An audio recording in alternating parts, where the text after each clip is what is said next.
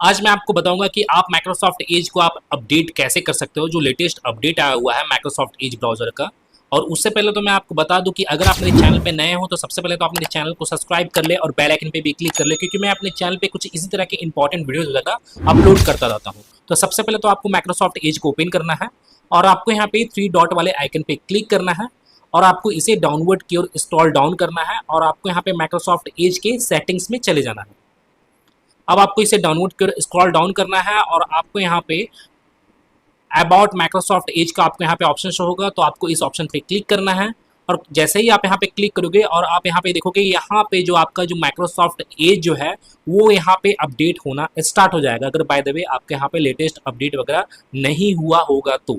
जैसे आप यहाँ पे देखोगे, यहाँ पे मेरा ये अप टू डेट हो चुका है। जैसे आप यहाँ पे देखोगे Microsoft Edge is up to date यहाँ पे लिखा हुआ भी है और यहाँ पे आपको जो लेटेस्ट वर्जन आया हुआ है वो अपडेटेड आपको यहाँ पे शो हो रहा होगा।